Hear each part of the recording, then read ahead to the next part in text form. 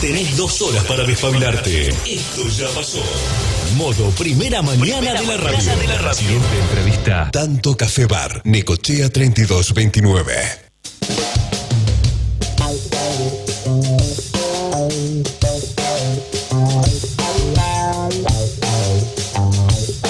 Ocho y 9 de la mañana y nos seguimos ocupando porque a veces las noticias hablan de un tiempo que se instala algo y después se queda como en el olvido, ¿no? Como que los medios se olvidan y la opinión pública también, pero nosotros seguimos hablando de este tema, de la parte de neonatología de Olavarría.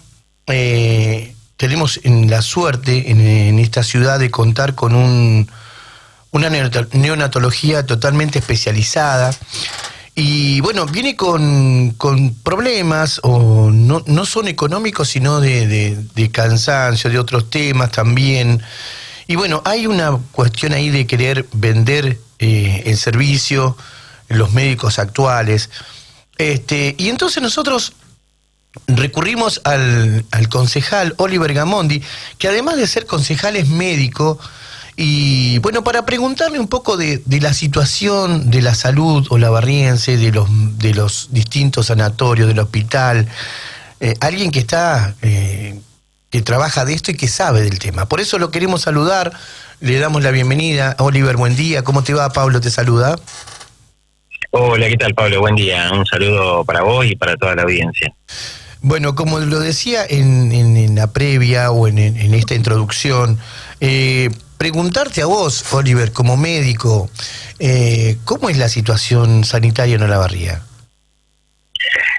Bueno, muy buena pregunta. En realidad, la situación sanitaria, digamos, no de nuestra ciudad, de nuestro partido, no escapa a la realidad, digamos, del país, ¿sí? A la realidad del sistema de salud del país. Que es un sistema que, bueno, ya desde hace años viene crujiendo y ya en el último tiempo ha demostrado que claramente el sistema entero está quebrado. Es un sistema que en realidad ya no le sirve a nadie, o sea, no le sirve ni a la persona que no tiene recursos económicos, pero tampoco le sirve a la persona que tiene recursos económicos, ¿sí? Porque por más dinero que tengas, si te pasa algo, si tenés algún accidente o algo, terminás internado en un hospital, en una terapia de cualquier hospital público del país, ¿no? Entonces, y lamentablemente el estado, digamos, de los hospitales en líneas generales no es bueno, de los servicios no es bueno, como también el estado de los profesionales, de la misma capacitación de los mismos. Entonces, hoy en día la verdad es que tenemos un sistema que no le sirve a nadie. Entonces, acá realmente hay que barajar y dar de nuevo y bueno, y tomar el toro por las astas como corresponde. ¿Y cómo, en ese sentido, sí. ¿Cómo sería empezar de vuelta? O sea, ¿cómo se revierte? Porque está bien, el diagnóstico es no le sirve a nadie. ¿Y cómo hacemos? ¿Cómo lo revertimos? Porque si no nos vamos a seguir, perdón que te corte, pero nos vamos a seguir cargando culpas uno achuran en la parrilla y nadie prende el fuego. No, por supuesto. Pero en realidad, a ver, no hay que inventar nada, o sea, ya está todo más o menos inventado. A ver, sistema de salud en el mundo perfecto no existe. O sea, todos los sistemas en líneas generales tienen el mismo dolor de cabeza, que ¿cuál es? El principal cuello de botella, que es la financiación, porque es extremadamente cara. Es decir, acá lo que hay que tener en cuenta es lo siguiente. Un sistema de salud que funcione bien es extremadamente caro, no es caro, es extremadamente caro, ¿sí? Entonces, vos ahí es donde tenés que ver, bueno, vos tenés un país, una sociedad, ¿no?, donde está conformado básicamente por el sector privado y el estatal, a ver de qué manera vos podés hacerlos confluir para financiar ese tremendo monstruo que es llamado sistema de salud. Entonces, acá el problema, digamos, de la Argentina es que el sistema en sí está dividido en tres, está demasiado compartimentalizado, por así decirlo, ¿sí? Tiene demasiadas aristas, y en realidad lo que vos tenés que apuntar es a un sistema unificado. O sea, antes de hablar, hasta incluso te diría que antes de hablar de la financiación, lo que todos nos tenemos que poner de acuerdo como sociedad es primero si queremos un sistema unificado o no. O sea, lo primero que hay que hacer es unificar el sistema, ¿sí? Y después se verá, digamos, cómo se reparte la financiación de las prácticas de alta, baja y mediana complejidad.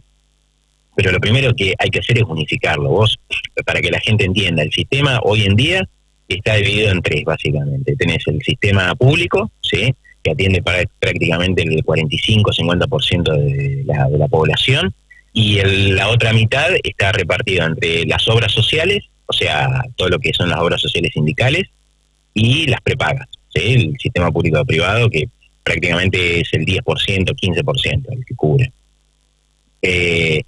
Pero es un sistema que en teoría debería funcionar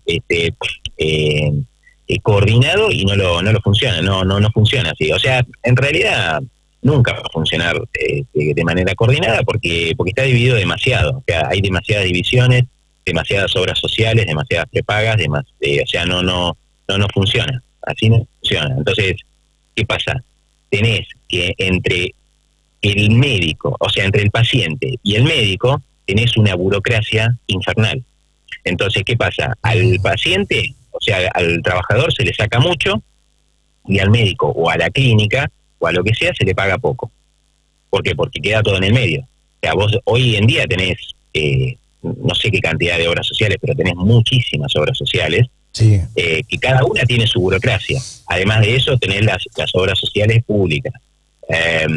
Además de eso, tenés montones de organismos intermedios, qué sé yo, por decir, colegios, médicos, círculos, caja, federaciones, etcétera, etcétera, también que retienen parte, digamos, de las ganancias, digamos, del médico, por así decirlo, o de la clínica, y es todo burocracia, ¿entendés? Entonces, eso ya lleva a una desfinanciación, ¿sí? Y además de eso, tampoco funciona de manera coordinada la cuestión de las derivaciones y demás. Entonces, acá lo que hay que hacer es barajar y dar de vuelta, porque así no funciona. O sea, está claro. O sea, y los resultados están ahí. Hay mucha gente que en el medio que se queda con dinero de lo que sería una prestación. O sea, si yo le pago, descuentan el 11% a la obra social, ¿no? Una cosa así.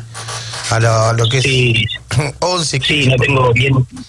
Pero digo. Sí, no tengo bien ese dato, pero el concepto es ese, digamos. Pero yo pago la obra social y de ahí hay mucha gente que vive de esa cuota que uno paga. O sea, hay mucha gente que hay mucho dinero que queda en el medio entre lo que sería la prestación y lo que uno paga.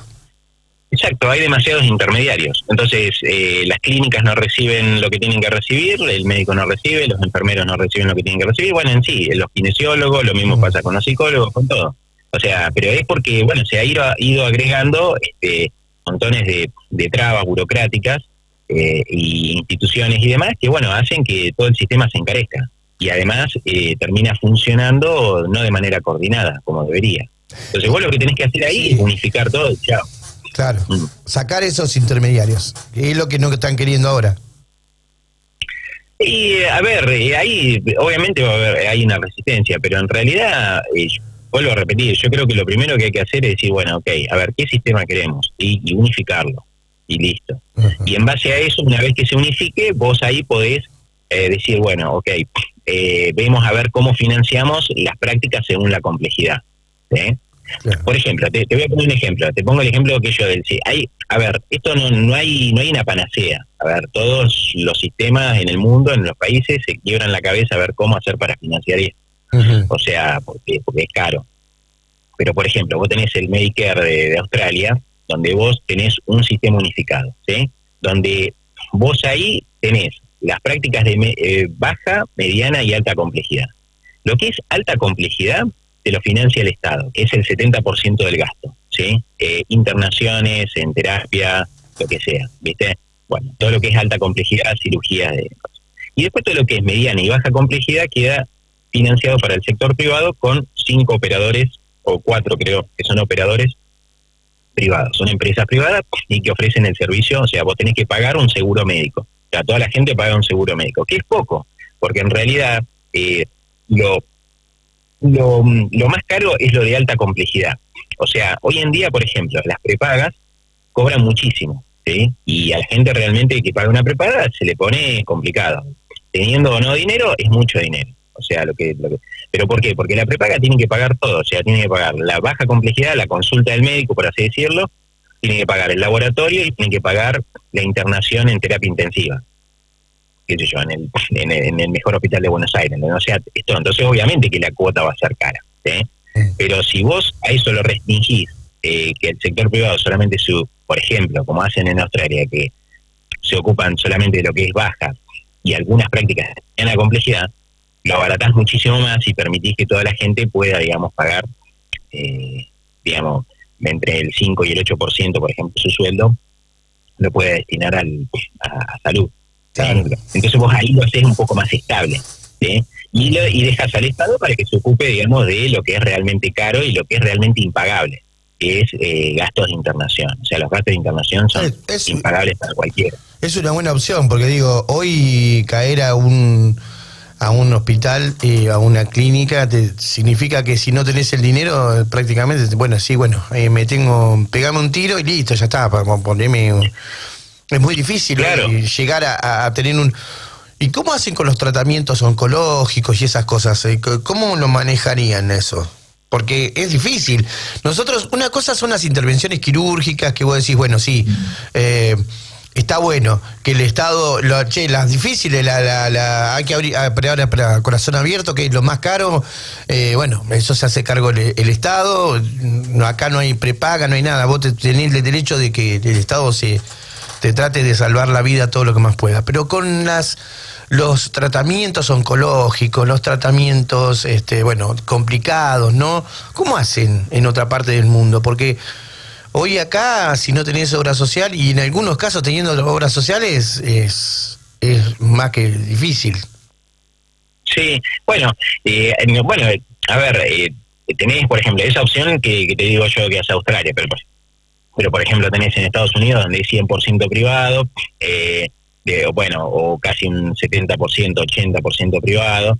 Después tenés, bueno, el sistema inglés, el NHS, que bueno, es estatal, pero también tiene aportes privados. En realidad, a ver, todos los sistemas buscan hacer un mix, o sea, tratar de el sector privado, que es el más pudiente y es el que realmente, digamos, lleva adelante la cosa, forme parte de la financiación del sistema, ¿sí? Eso es fundamental, o sea, tratar, digamos, de que los actores de la sociedad se encuentren de alguna manera para empezar a financiar estas cosas, porque son realmente caras. Y realmente llevar a un sistema que sea estable en el tiempo, porque hoy te vuelvo a repetir, ya no le sirve a nadie. Vos hoy acá, un empresario de Olavarría, que tiene una empresa en el parque industrial, que gana mucho dinero, tiene un accidente y termina internado en el hospital, ¿ves? Como cualquier otra persona y lo que sea. Y si vos tenés un hospital que no funciona, no le funciona a nadie, o sea, no le va a funcionar ni al que no tiene ni al que tiene. Entonces, hay que hacer estable las cosas, pero bueno, hay que sentarse a hablar y decir, bueno, a ver, ¿qué vamos a hacer? ¿Lo vamos a unificar o no? Porque está demasiado sectorizado de un lado y del otro, entonces no tenés una integración como corresponde. Y hace que las cosas sean más caras, los trámites sean muchísimo más lentos. Hoy en día para tener la aprobación de una cirugía o de un traslado es es tremendo, digamos.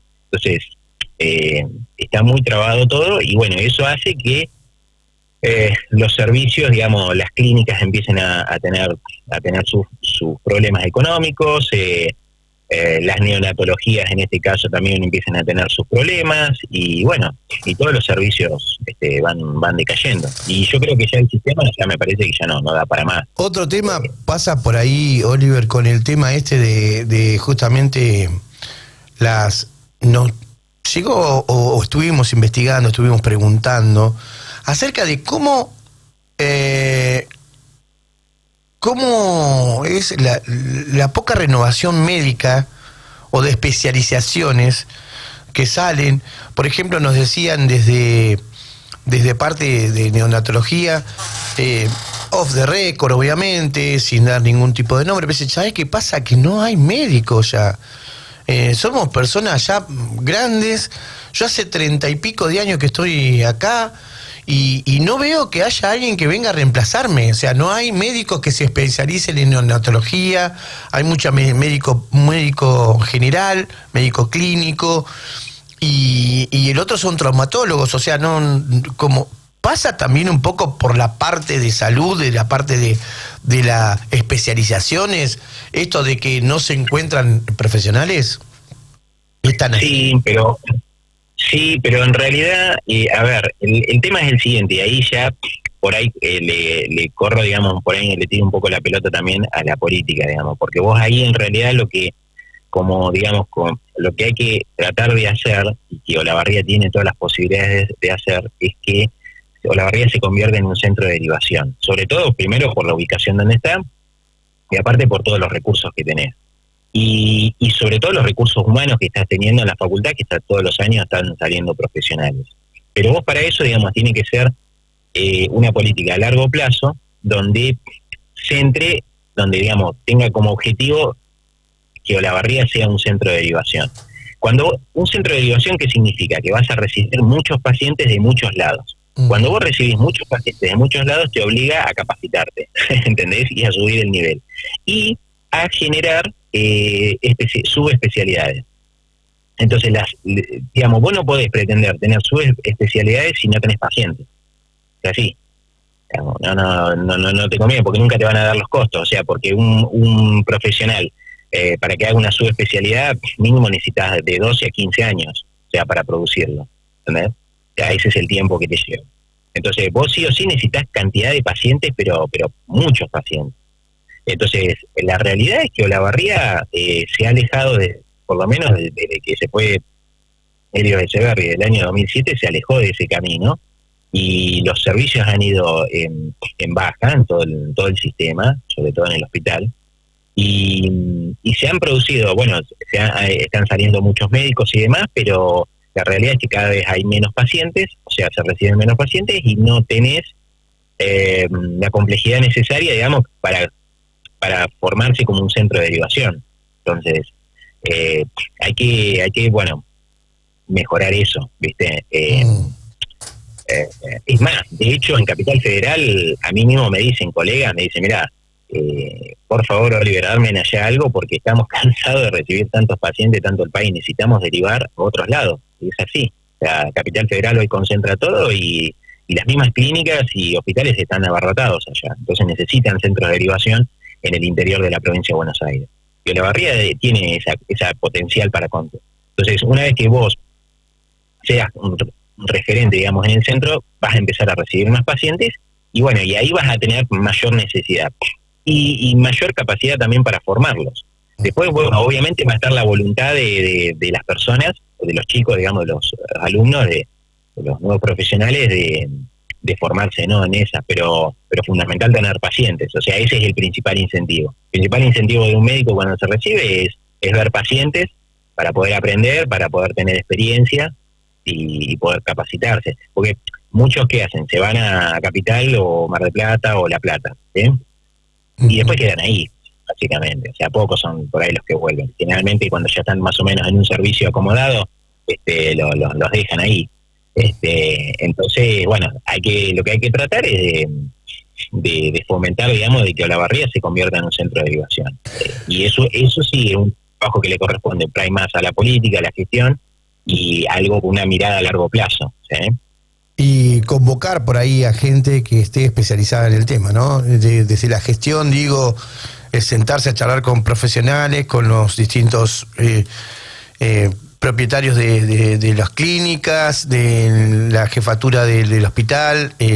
Bueno, ¿cómo hacemos? ¿Cómo nos ponemos? Bueno, ya se intentó algo así con lo que tiene que ver con los servicios de adultos mayores, de tratar de derivar, que no concentre solamente un solo lugar, sino que haya pacientes en todas las clínicas que se puedan atender y que el servicio se pague en un solo lugar. Es un modo o una forma a seguir, ¿o no? Sí, y después, ¿sabes qué? También hay otra cuestión, que con respecto a la formación. Yo te decía que, por lo menos, vos para formar un subespecialista, por ejemplo, en neonatología, necesitas, bueno, entre la carrera de médico y la residencia y demás, 12 años más o menos. O sea, es mucho tiempo y mucha gente, o sea, no por ahí no está dispuesta a destinar 12 años de su vida, digamos, en capacitación. Esa es la realidad, ese pero ese no es un problema solamente de Argentina, sino de todo el mundo. O sea, en todo el mundo faltan médicos y esto es una cuestión global, digamos, tiene que ver con eso. Entonces, lo que están haciendo en otras partes es tratar de generar, por ejemplo, títulos intermedios en las carreras. Por ejemplo, las tecnicaturas, qué sé yo, por ejemplo, hay muchos tipos de tecnicaturas en emergencias médicas, en anestesia, bueno, en diferentes especialidades, que es justamente como para ir supliendo esto y bueno, ir formando profesionales sin el conocimiento total del médico, pero más especializado en determinadas prácticas, por ejemplo, en ecocardiografía. Vos antes, para alguien que te haga un ecocardiograma, una ecografía del corazón, necesitabas un cardiólogo, después que haga el curso de ecografía, bueno, más medicina y demás. Entonces tardabas para tener un profesional así 15 años. Hoy en día, con una tecnicatura, en 3 años ya lo tenés, ¿entendés? Entonces vos ahí ya cortaste muchísimo el tiempo de formación de los profesionales. Entonces también eso es como para ir hablando, digamos, dentro de las unidades académicas, a ver de qué manera podemos ir generando ese tipo de títulos intermedios para aumentar, digamos, la cantidad de profesionales que se abocan a esto, que son realmente, digamos, áreas muy sensibles, muy delicadas y de mucha experiencia, de mucha mano. O sea, realmente ser especialista en neonatología se requiere de mucho estudio, mucha capacitación y muchísimo cuidado, por todo lo que implica, ¿no? Desde la parte del Estado, desde la parte de Estado, ¿cómo incentivás a los médicos para que, para tener las diferentes áreas cubiertas? Porque, repito, hay mucho, como decís vos, te lleva mucho tiempo poner un profesional o tener una persona capacitada, 15 años haciendo un trabajo o tratando de... ¿Cómo se cambia esto para que las nuevas generaciones digan, loco, si yo me recibo y tengo que estar 15 años para empezar a poder forjarme o para poder ser especialista, no, esto no lo hago. No. ¿Cómo se incentiva eso? ¿Cuál es la fórmula? Bueno, excelente pregunta, porque bueno, yo además de... Bueno, soy médico, soy profe en la facultad acá de medicina, en el área de fisiología, así que estoy permanentemente en contacto con los alumnos. Y la verdad es que a nosotros, digamos, en el área de medicina nos encanta estudiar, nos encanta la ciencia y lo que más queremos es conocimientos. Entonces, por un lado, lo que te decía, necesitamos urgentemente ser un centro de derivación para ver pacientes, para aprender, para ver todo tipo de patologías. Eso es un incentivo que te lleva. Y otro incentivo que yo siempre, digamos, protesté, digamos, en el hospital y en todos los lugares donde estuve, es capacítennos, o sea, al residente, páguennos los congresos o llévennos, digamos, a las charlas.